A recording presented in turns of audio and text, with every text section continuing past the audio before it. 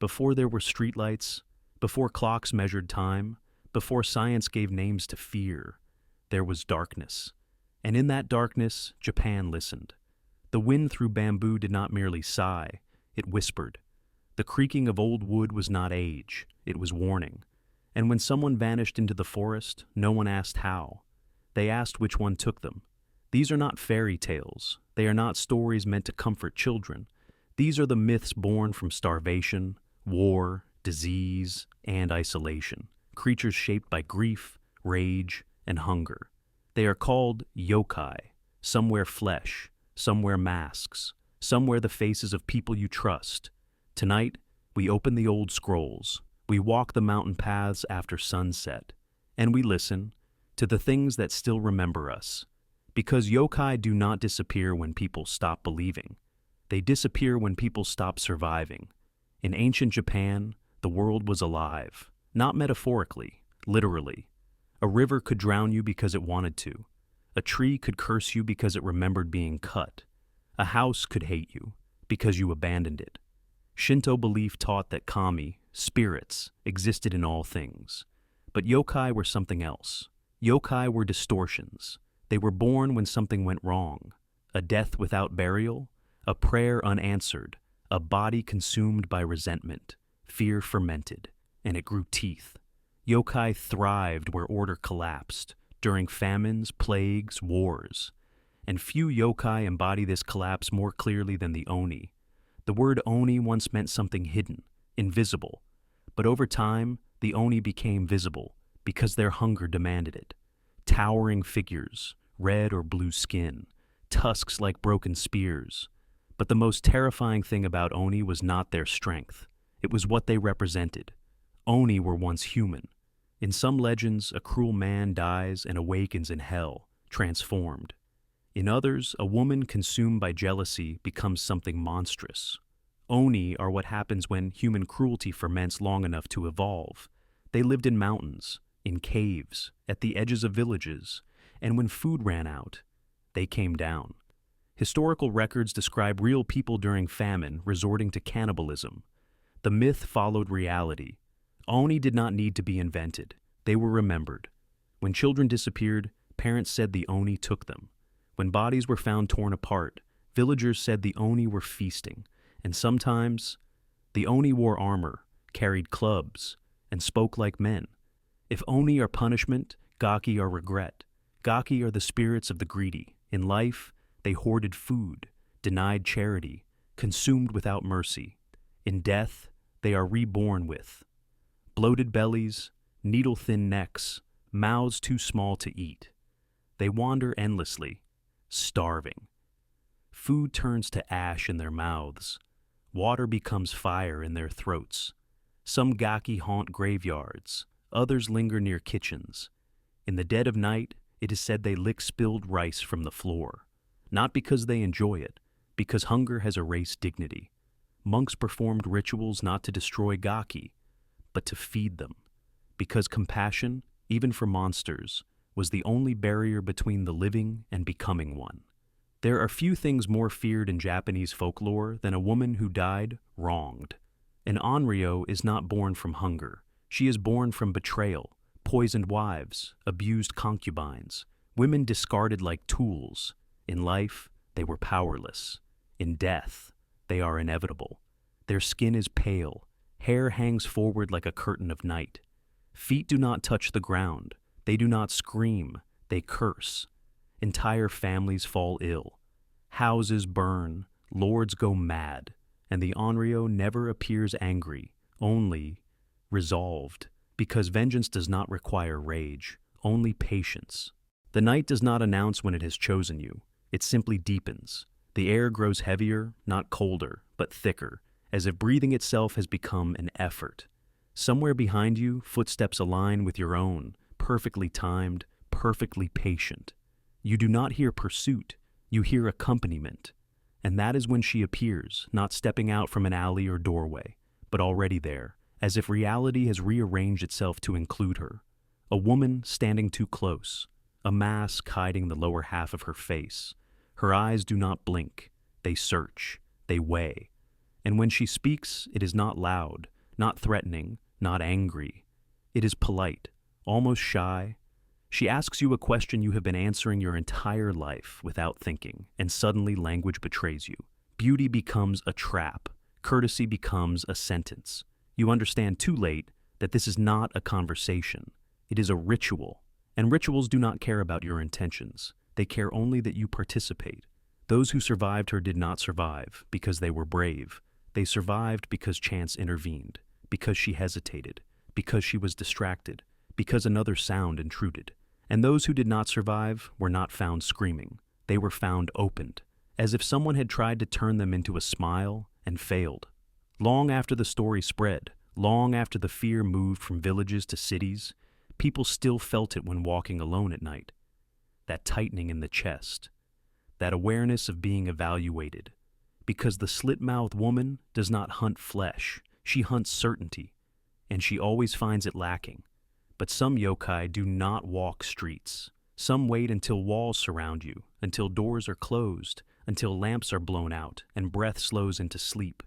The body relaxes, the mind drifts, and the soul, for a moment, loosens its grip. That is when the head lifts, slowly, silently, separating from the warmth below it like fruit pulled from a stem, floating upward, turning in the air, eyes open now, mouth stretching into something no longer human.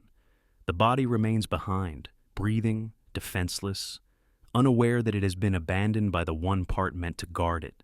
The head drifts through corridors it knows well. It has lived here. It knows where the floor creaks, where the doors slide, where people sleep with mouths open. Sometimes it feeds, sometimes it only watches, learning, memorizing, and before dawn, it must return. It must reconnect, or the separation becomes permanent. That is why you should never move a sleeping body at night. That is why you should never touch someone who cannot wake. Because you may not be interrupting sleep, you may be severing a lifeline. There are stories of husbands who discovered their wives' heads tangled in the rafters, teeth stained dark, eyes wide with panic, not from being caught, but from being late.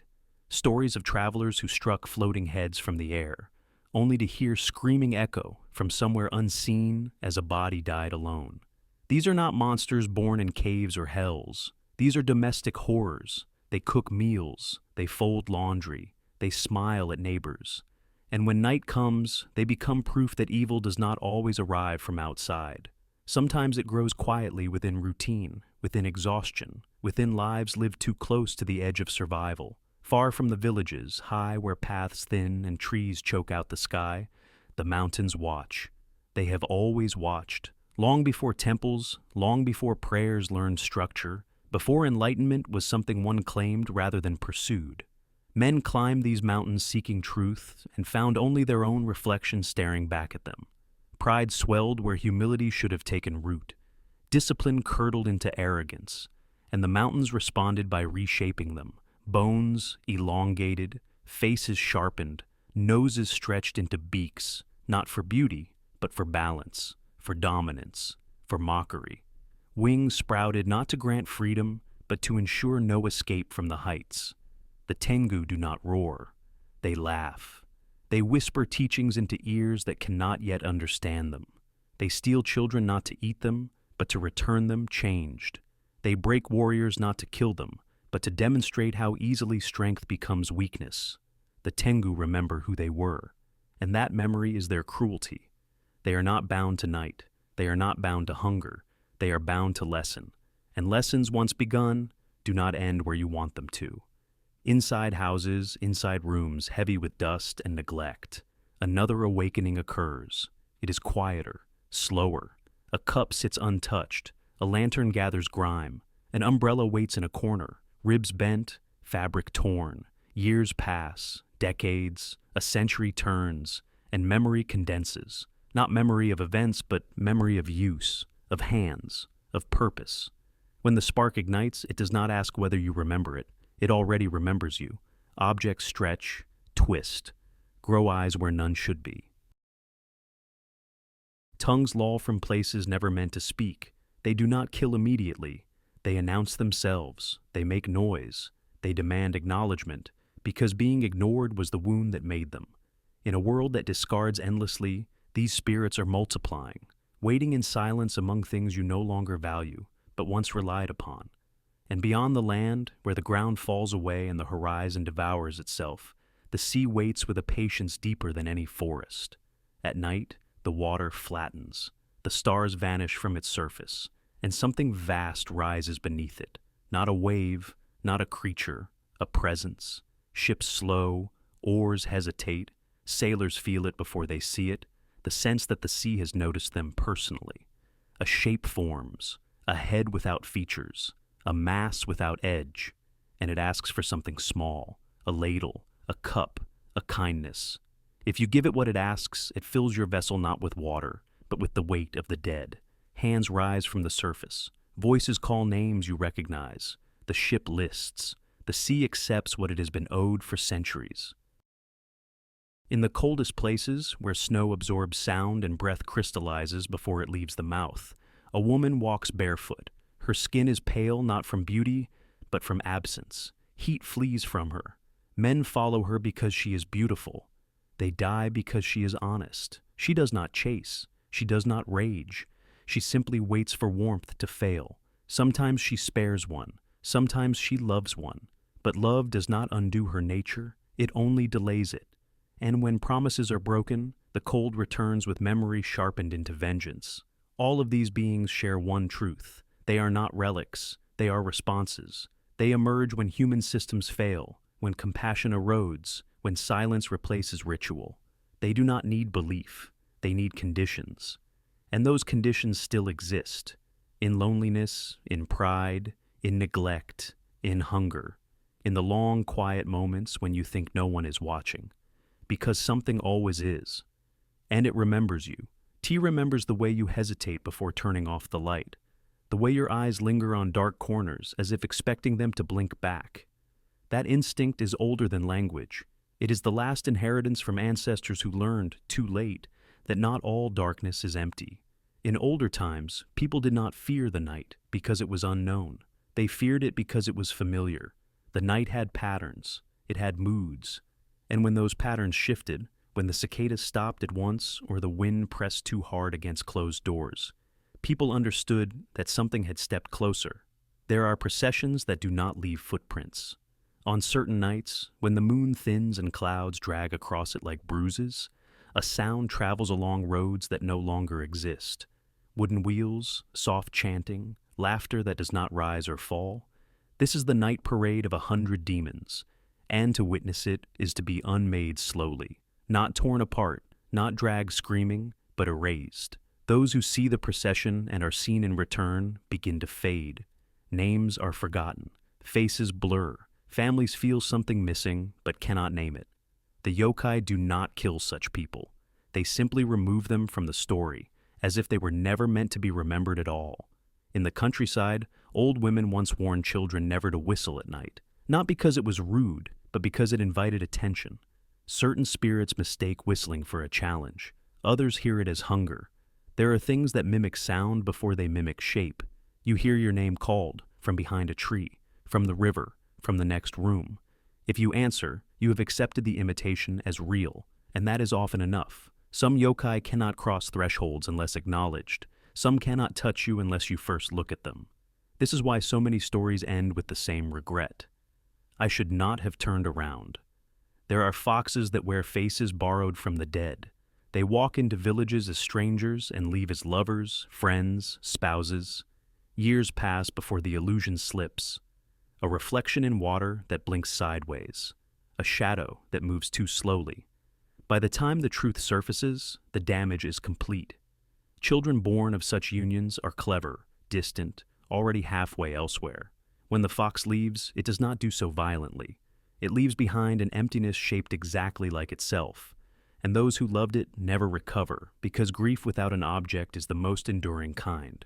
Badgers, too, play at being human. They drum on their bellies to create illusions of festivals, of lights, of warmth in empty fields. Travelers follow the music and find themselves walking in circles until exhaustion lowers their guard. When morning comes, some are found asleep in mud, clutching nothing, convinced they danced all night. Others are never found. The earth takes them quietly, as if embarrassed by the trick. There are spirits born from fire, from disease, from the last breath trapped in a burning lung. Plague yokai once stalked towns, not as beasts but as inevitabilities. People saw them in fever dreams, felt them sitting on chests, heavy and patient. Masks were worn not to hide faces, but to frighten the sickness away, to convince it that the body beneath was already claimed. Sometimes it worked. Sometimes the mask was all that remained, staring up from a bed that had gone cold. In mirrors, reflections occasionally hesitate, not long enough to be certain, just long enough to unsettle. That pause is where things slip through. There are yokai that exist only as inversions, living in the space where you expect yourself to be. They copy posture, expression, breath. But they do not understand intention. They smile too late. They blink too slowly. If you notice the difference and react, you may pull them fully into your world. If you ignore it, they may learn enough to replace you. Disappearances are often blamed on travel, on accidents, on choice. Rarely does anyone consider substitution. Some spirits cling to roads, old roads soaked with blood from feet that never reached home. They appear as lost travelers, as injured monks, as children crying in ditches. Help offered becomes obligation. Once you carry them, once you let them lean their weight against you, you feel how heavy regret truly is. It bends spines. It shortens breath. By dawn, you are walking for both of you, and that is not sustainable. The road keeps what it is given. In the forests, there are trees that have never been cut because those who tried did not return. Faces grow in bark. Knots form mouths. Sap runs like tears. These trees remember ropes, remember bodies left hanging, remember promises made in desperation. To sleep beneath them is to dream of other lives ending. To wake beneath them is to realize something has been counting your breaths. There are yokai that feed on sound, on laughter, on crying. Silence is protection, but silence too long becomes invitation. The balance is delicate. Speak too much and draw them near. Speak too little, and they assume you are already theirs. This is why lullabies were sung softly, why prayers were murmured, why names of the dead were spoken carefully, never too loudly, never too often. Even now, even surrounded by light and noise and constant connection, the old rules persist beneath the surface. Elevators pause between floors. Screens flicker without reason. You feel watched in rooms where no one else stands. These are not malfunctions. They are reminders. The world has not become safer. It has only become louder, and noise does not banish hunger. It attracts it. Yokai do not hate humanity. Hatred requires focus. They are closer to weather, to consequence. They form where imbalance persists, where suffering goes unacknowledged, where objects are used until they break and then forgotten, where people are loved until inconvenient. They do not need to adapt to the modern world. The modern world is already perfect for them.